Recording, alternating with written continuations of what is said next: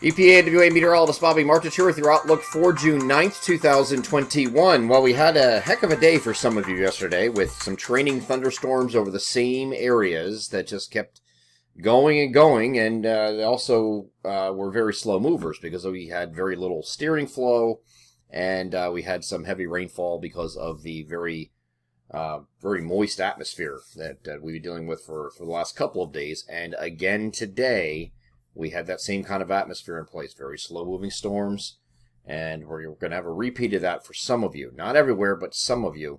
There was some impressive rainfall amounts with some of these storms. Now, this is a radar loop that started at 9:30 in the morning, so this started off quite early. I don't think we're going to start off that early again today. Wasn't expecting this to start this early here in Northeast PA, but we did have these areas highlighted up here as getting hit today, but then we started having this little tail at the end here down by the Philadelphia Metro, more specifically Northeast Maryland up through Chester County in southeastern Pennsylvania. The Brandywine Creek had some serious problems with flooding, and they're still under a flood warning this evening. As a matter of fact, these areas down here in this green, this is the National Weather Service Mount Holly page here, and they have this area in green. This is right along the Brandywine Creek that gave them some flooding problems, some 5 to 7 inch rain reports from training thunderstorms that just kept going over the same area right in here. See that right there? So that's where they got that heavy rainfall. Now, elsewhere, you were getting some storms that are dumping 2-3 inches of rain like nothing. And this is what can happen in this kind of atmosphere as this is going to keep going through this loop here. But you can have this kind of thing happen in this kind of setup.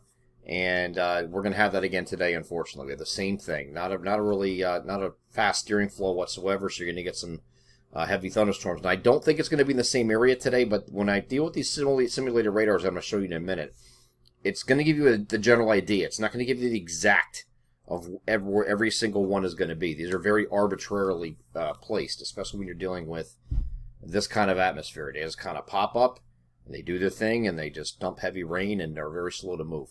So here's today, again, starting off like yesterday. We're going to have the same basic sky condition.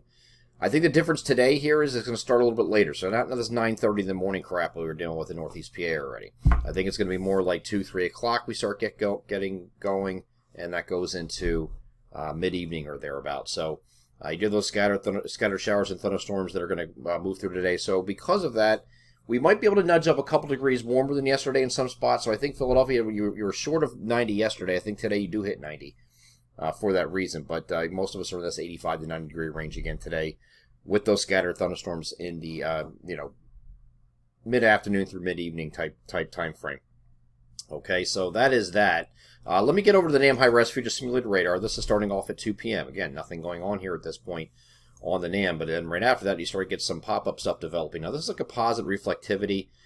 Doesn't have it much over Northeast PA, so you guys might catch a break. In the last couple of days you'll be getting some storms up there. You might catch a break today, and this looks like it wants to develop maybe just north of I-78 and then push southward from there and really get going south of I-78 across Southeast PA. Now this is bad news for the areas in Chester County that don't need any more rain after yesterday. Really don't. But some areas further south, I think, eventually as the day wears on, as we head toward evening, it should be a south of 78 for the most part, except for Jersey here. It has some stuff moving through here. And then you could have some stuff moving through during the evening further north there. But it doesn't look as bad at that point, okay? So the HRRR is doing the same thing. So this starts us off. This is 2 o'clock. Here's 3, and it just goes on from that point. It focuses everything across Southeast PA, Southern New Jersey, Delaware for the most part, okay? And then again, later in the evening, it has a little bit more convection coming in.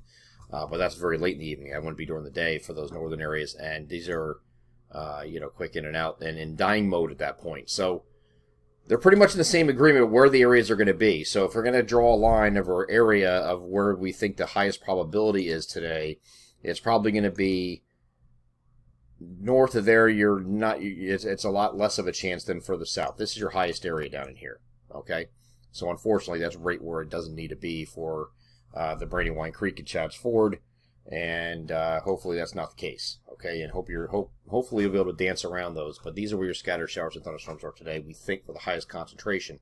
Although you will have stuff that can still fire up here. Just don't take that for granted. Never take these simulated radars I'm showing you for granted. And people ask me, well, why are you showing it then? Well, I gotta have to give you some kind of visual. All right, so you can envision what these are doing, but it might not be, just limited to down here. You could have something further north too. So don't take that for granted, thinking, oh well, he said we're not going to have any storms up here in Wilkes-Barre today. No, I'm not saying that. Okay, highest probability is going to be down here though. All right, so that's today.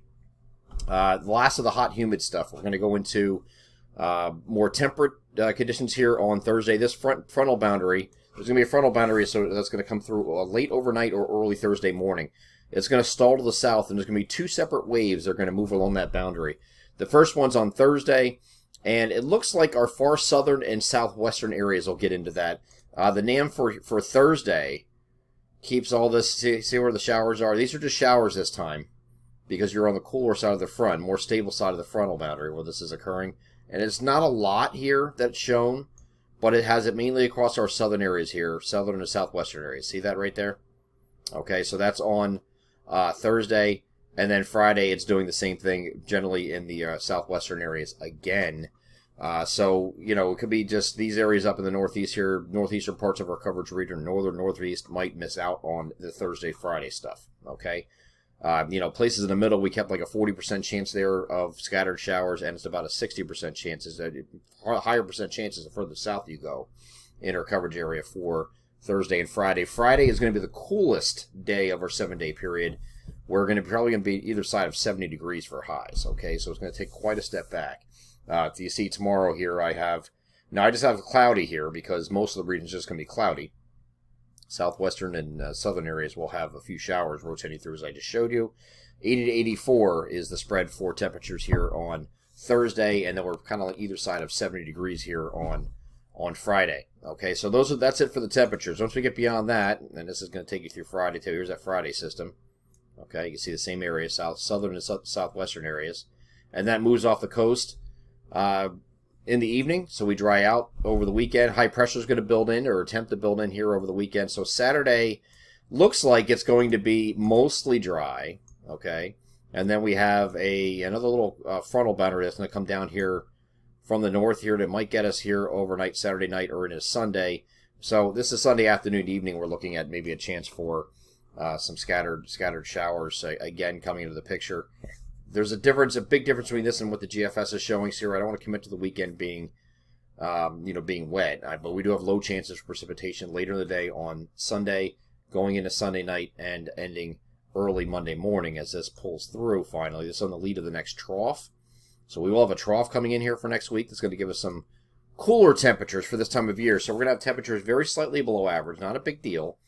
But we're going to have temperatures that are from the 16th to the 18th or thereabout. We're going to have temperatures that are going to run in the upper 70s, basically. So this time of the year, we should be in the 80s, lower 80s, but 80s nevertheless. I don't think we're going to quite be there during that time frame, and I outlined that in the long-range outlook that I did. I don't think I did that publicly, or I might have. I'm not sure. The forum I did on Monday, where I had that 16th to 18th period. It looks like it's going to be a little cooler than average, and then we start to moderate once we get beyond that, at least back to near average. I'm EPAWA meteorologist Bobby Marchers. That is your outlook for June 9th, 2021. Have a great Wednesday.